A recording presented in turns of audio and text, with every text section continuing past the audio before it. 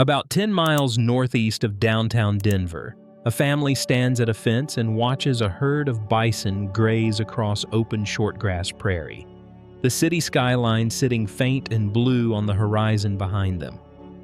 It is winter, so overhead, in the bare cottonwoods along an old irrigation ditch, dozens of bald eagles are roosting.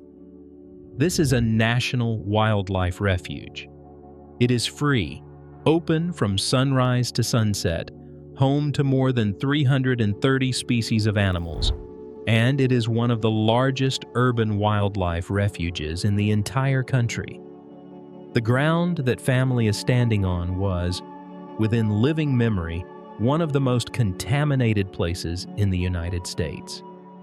Here, the United States Army manufactured sarin nerve agent. It made mustard gas and lewisite and white phosphorus and napalm. And for a few years in the 1960s, the chemical waste buried beneath this exact prairie triggered more than 1,000 earthquakes underneath the city of Denver. It covered more than 17,000 acres. A chemical weapons factory that later became a pesticide plant, a place eventually described as holding some of the most poisoned earth in America, cleaned up over decades at a cost of about $2.1 billion. And it is now a place where families come on a Saturday to watch wildlife, most of them never knowing what it is they are standing on. Somewhere out on that quiet prairie is a 93-acre patch of ground the Army called Basin F. The story of how a nerve agent factory became a bison range runs through one genuinely improbable moment in 1986, when someone discovered something living on this poisoned ground that changed the fate of the entire site. But to understand why that discovery mattered so much, you first have to understand what was in the ground here and how it got deep enough to move the earth itself.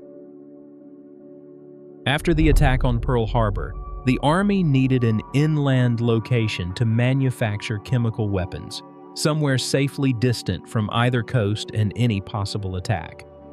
In 1942, it bought roughly 20,000 acres of farmland from homesteaders northeast of Denver, in what is now Commerce City, and built the Rocky Mountain Arsenal. The site was chosen for its distance from the coasts, for an available labor force, for weather that allowed outdoor work much of the year, and for soil suited to the job. It was up and running by December of 1942. Through the Second World War and into the Cold War, the arsenal manufactured chemical warfare agents and incendiary weapons. Mustard, lewisite, chlorine, white phosphorus, napalm. And in time, it became one of the very few American sites to produce and hold sarin, the nerve agent designated GB, one of the most toxic substances ever created in a laboratory. This was, for decades, one of the most concentrated chemical weapons production complexes in the country, sitting right at the edge of a growing American city. And then comes the second chapter, which is the part almost nobody knows. Starting in the 1950s, the Army leased much of the facility to a private corporation. Shell Chemical Company moved into the arsenal's buildings and used them to manufacture agricultural pesticides, principally the organochlorine compounds aldrin and dieldrin, and it kept doing so until 1982. So the same ground served two very different masters: a government making weapons of war, and a company making the chemicals that killed insects on American farms. And both of them were pouring their waste into the same place. That shared authorship is central to this whole story, and it is the reason the eventual cleanup bill would be split between the Army and Shell, with the Army paying about 80% of it. By the standards of the time, the way that waste was handled was crude. Liquid waste went into reservoirs, first unlined, then poorly lined. In 1956, the Army built Bison F, a 93-acre disposal pond, and lined it with asphalt in the hope of keeping the chemicals from seeping down into the groundwater. The asphalt failed. The chemicals were harsh enough to dissolve their own containment, and they ate through it. Contamination reached the groundwater. It spread beyond the site's boundaries. And by the late 1950s, a neighboring farm was reporting crops withering and livestock falling ill. Over the working life of the site, more than 600 distinct chemicals were used or produced on that ground. None of this is contested history. It is documented by the EPA's Superfund listing, by the Colorado Department of Public Health and Environment, by the Army's own cleanup records, and by contemporaneous reporting and litigation, including a court ruling that rejected Shell's attempt to disclaim responsibility for what it had left behind. The federal regulator, the state, the Army, and the company's own day in court all described the same poisoned ground. By the late 1950s, the Army had a problem it could no longer hide. The liquid waste sitting in Bison F was contaminating the water, and the neighbors were noticing. So it reached for a solution that sounded clean and permanent and modern. It would drill a hole deeper than most oil wells and inject the poison down into the bedrock, so far below the surface that it could never come back. What happened instead made the earth move. Faced with contaminated groundwater from all that surface disposal, in 1961 the Army drilled a disposal well at the arsenal to a depth of 12,045 feet, more than 2 miles straight down, bottoming out in fractured Precambrian rock. The logic seemed sound enough. Put the waste beneath every aquifer, seal it into ancient bedrock, and walk away from it forever. This is where Bison F stopped being a pond and became a force. Starting in March of 1962, the Army began pumping the liquid waste, the Bison F liquids, down that well under pressure. Over the next 4 years, roughly 165 million gallons of it went into the ground. And almost immediately, something began happening that the Denver area had essentially never known before. Earthquakes. Denver is not a seismically active place, and yet, within about a month of the injection beginning, the first tremor was recorded. Over the following years, they multiplied. The United States Geological Survey and the Colorado Geological Survey would ultimately record more than 1,500 earthquakes in the Denver area between 1962 and 1967, clustered tightly around the arsenal's well, with most of the epicenters falling within just a few miles of it. The way this was figured out is one of the best detective stories of the entire Cold War. A local consulting geologist named David Evans looked at the pattern and, in 1965, proposed something that sounded, on its face, absurd: that the Army's waste well was causing the earthquakes. He charted the volume of fluid being injected against the frequency of the quakes, and the two lines moved together. When they pumped more waste down the well, the earth shook more often. When they pumped less, it settled. The USGS investigated and, in a series of reports beginning in 1966, documented the correlation, the tight clustering of the epicenters around the well, and the direct relationship between injection pressure and how often the ground trembled. Injection was halted in February of 1966. And here is the twist that made this famous in the science of the Earth. Stopping the injection did not stop the earthquakes. In fact, the single largest quake of the entire series struck on August 9, 1967, more than a year after the pumping had already ended. It was strong enough to cause over $1 million in damage, to break windows and crack walls across the metro area. And in one detail that Denver still retells, it sent state legislators scrambling out from underneath the chandeliers in the Colorado Capitol building. That delay was the whole scientific insight. The pressurized fluid was still down there, still migrating through the rock, still destabilizing the fault long after the tap had been closed. They had switched off the cause, and the effect kept coming anyway. That is what turned the Rocky Mountain Arsenal well into one of the foundational documented cases of induced seismicity, human activity causing earthquakes anywhere in the world. The understanding built here that injecting fluid under pressure into deep rock can trigger quakes is the direct ancestor of how scientists today make sense of the earthquakes tied to modern wastewater injection in places like Oklahoma.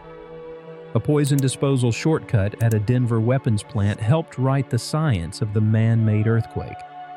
And it has to be said plainly and fairly, the Army was not trying to cause earthquakes, and it had no reason in 1961 to expect them. Deep well injection was genuinely considered a responsible alternative to leaving waste sitting in leaking surface ponds. The knowledge that pumping fluid into deep rock could move a fault essentially did not exist yet. This is not a story about malice. It is a story about a shortcut taken in good faith that uncovered a force nobody had accounted for. And the honesty of that is far more interesting than any accusation would be. So by the end of the 1960s, the arsenal had managed to poison the groundwater from above and shake the city from below, and its single most concentrated pool of waste, Basin F, was still sitting right there on the surface. The reputation of the place was becoming toxic in every possible sense. And then in 1986, on this ruined ground, someone found something that nobody expected, something alive, and it changed everything. Before we get to that, it is worth knowing that you can see almost this entire story for yourself from a laptop, and that this is the single best site in this whole series for doing it, because the before and after is so extreme and the records are so complete. The then and now is the exercise. If you pull up historical satellite imagery of the site, and the USGS Earth Explorer archive holds decades of it, you can compare the industrial arsenal of the 1970s and 80s, the buildings, the basins, the scars cut across the land, against the refuge that stands there now. The transformation is visible from orbit. Roads and structures and waste ponds resolving over a couple of decades into grassland and lakes and trails. The EPA's Superfund site profile for Rocky Mountain Arsenal is public, and it lays out the full record. The 600-plus chemicals, the listing on the National Priorities List in 1987, the cleanup, and the individual parcels progressively deleted from that list as each one was cleaned. A Superfund profile is a primary source. Reading it tells you what was there and exactly what was done about it.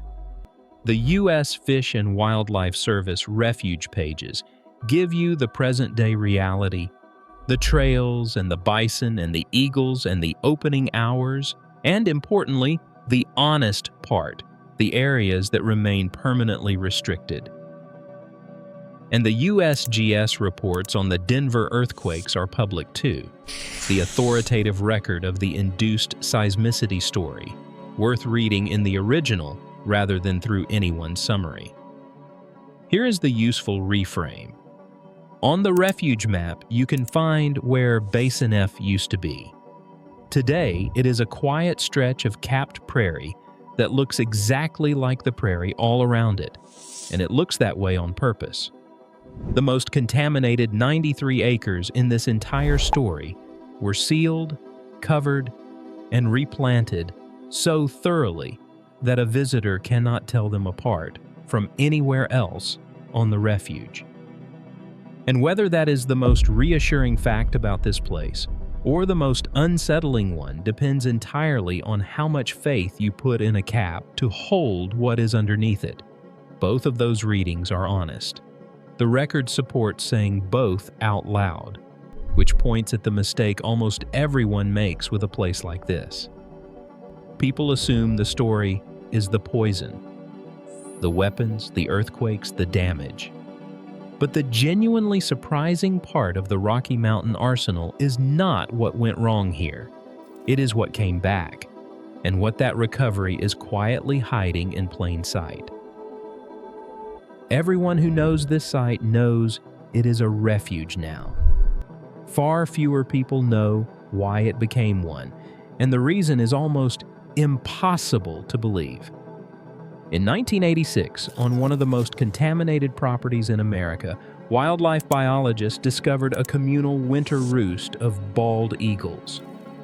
At the time, the bald eagle was still an endangered species.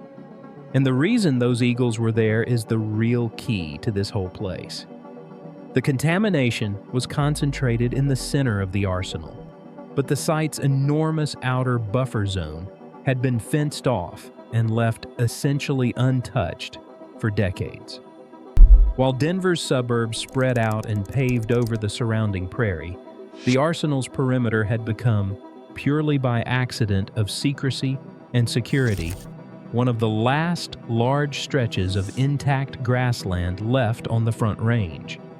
The fence that kept people out to guard a weapons secret had also kept out the bulldozers.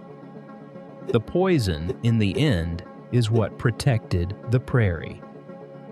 That eagle discovery crystallized an argument that changed the fate of the land. This ruined place was also improbably priceless habitat. The political fight over it was real, and there were people who wanted the acreage for development. But in 1992, Congress passed the Rocky Mountain Arsenal National Wildlife Refuge Act, designating the site a refuge to be managed by the Fish and Wildlife Service once the cleanup was finished. The bison came later, reintroduced onto prairie where nerve agent had once been manufactured. And the cleanup itself, one of the most complex in American history, finished in 2010, a year ahead of schedule, at a cost of about $2.1 billion.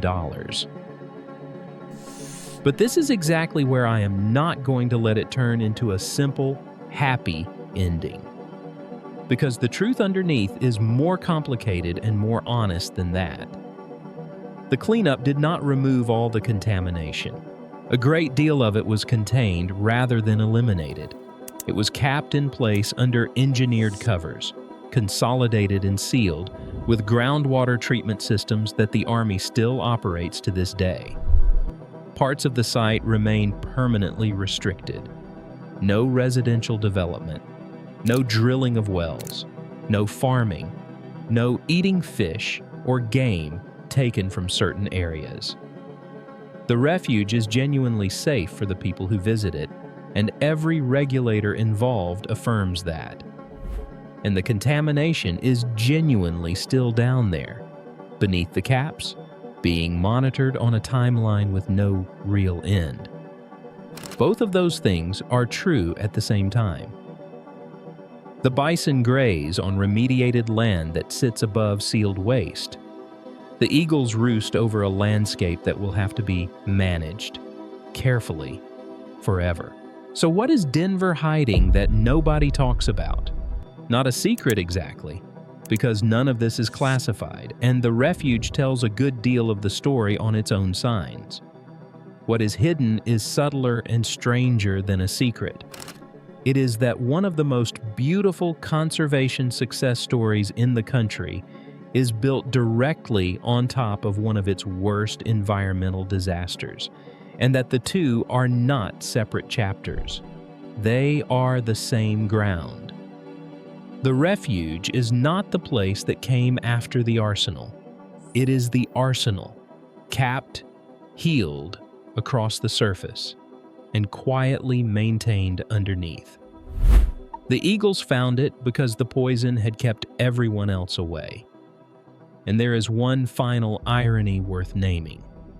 The deep well that shook Denver was an attempt to make the waste disappear forever, to shove it so far down that it could never come back. It failed loudly in earthquakes.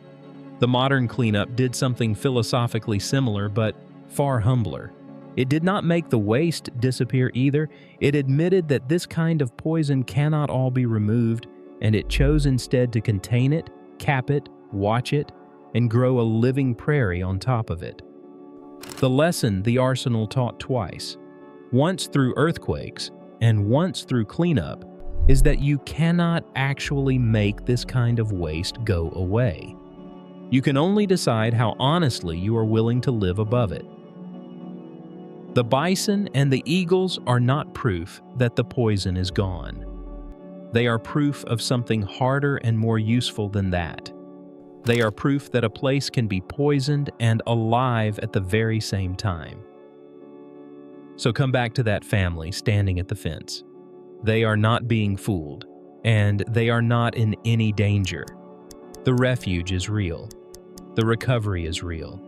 The eagles overhead are real. But the full comfort of that scene depends on not knowing that the quiet prairie in front of them was assembled deliberately over sealed waste. That the ground was once treated so badly it shook a city. That the beauty and the poison occupy the very same acres. And knowing all of that does not ruin the place. It makes it more honest. Basin F is the whole story in 93 acres. It was the most poisoned ground in the arsenal. The pool they tried to bury 2 miles underground and only succeeded in turning into earthquakes. Today, it is indistinguishable from the prairie all around it, capped and grassed and completely calm, and a bison may well be standing on top of it right now. That is not a lie the refuge is telling anyone. It is the exact truth of the place. The worst spot and the most peaceful spot are the same spot, and you would never know it unless somebody told you. You do not have to travel to Denver to see this. Open a satellite map, find the Rocky Mountain Arsenal National Wildlife Refuge, and use the historical imagery slider to run the picture backward into the 1980s. Watch the trails and the grass and the lakes dissolve back into buildings and roads and disposal basins. Then run it forward again, and watch the arsenal vanish under a blanket of prairie. That slider, running from factory to refuge and back again, is the most honest map of this place that exists. It shows you both things that are true at once. That we can heal a landscape we very nearly destroyed. And that healing, it never meant the damage was actually gone, only covered and watched and outlived. There is one more Colorado site with almost this exact shape. A weapons plant on the edge of Denver, turned into a wildlife refuge, with the worst of its contamination sealed in place and monitored forever, and a warning sign at the trailhead that took years to word. But where the Rocky Mountain Arsenal made chemical weapons, this other place made the plutonium cores of nuclear ones, and the story of what leaked off of it, and what the FBI found when it raided its own government is stranger still. That place is called Rocky Flats, and that is where to go next.